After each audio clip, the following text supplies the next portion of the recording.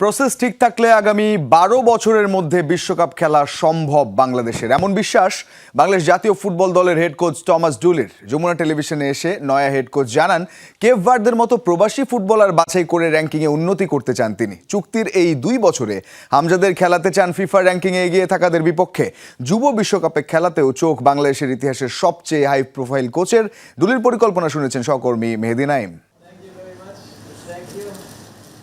বাংলাদেশের ফুটবল ইতিহাসের সবচেয়ে হাই প্রোফাইল কোচ তিনি। ১৯৯৮ বিশ্বকাপে যুক্তরাষ্ট্রের অধিনায়ক ছিলেন ২০১৪ বিশ্বকাপে যুক্তরাষ্ট্রের সহকারী কোচও। যমুনা টেলিভিশনে তার আগমন একটু বিশেষই বটে।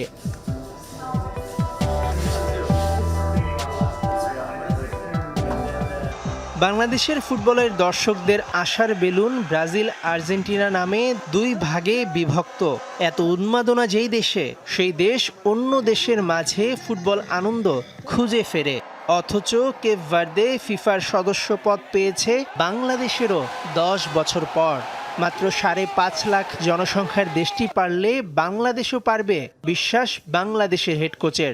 সেই লক্ষ্যেই তো তাকে বাংলাদেশে এনেছে Bafufe.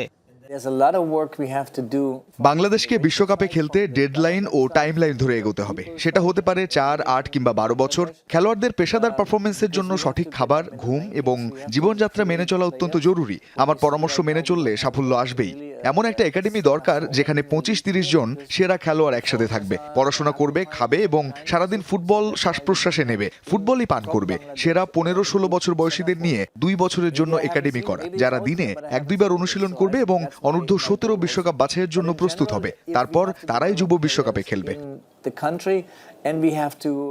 Cape Verde, Morocco, France football দলের বেশিরভাগই প্রবাসীদের নিয়ে গড়া। সাফল্যও পাচ্ছে বেশ। টমাস ডুলিও সেই পথে হাঁটছেন। চলতি বছরই বাংলাদেশের জার্সি পরতে যাচ্ছেন ট্রেভর ইসলাম, জায়ান হাকিম ও ফারহান আলী ওয়াহিদ। সেপ্টেম্বর উইন্ডো ও নভেম্বরের সাফেই এই বাংলাদেশ দল জ্বলে উঠবে। হামজার মতো আন্তর্জাতিক মানের প্রবাসী খেলোয়াড়দের আমাদের খুঁজে বের করতে হবে। আমি সেটাই করছি। বাইরে ভালো একাডেমিতে তৈরি হওয়া ফুটবলাররা দলে আসলে র্যাঙ্কিং দ্রুত উন্নত হবে। ১৮০ থেকে ১৯৫ র্যাঙ্কিং এর দলগুলোর সাথে খেলে লাভ নেই। আমাদের লক্ষ্য হতে হবে ১০০, ১১০ বা ৭০-৮০ র্যাঙ্কিং এর মধ্যে যাওয়া। আমাদের ঘরোয়া লিগে বিদেশি খেলোয়াড়রা নাম্বার ৯ পজিশন দখল করে রাখায় আমরা ভালো মানের স্থানীয় স্ট্রাইকার পাচ্ছি না। জুনে সান মারিনো সাফল্যের পর জুলাই আগস্টে খেলোয়াড় বাছাই করবেন ডুলি।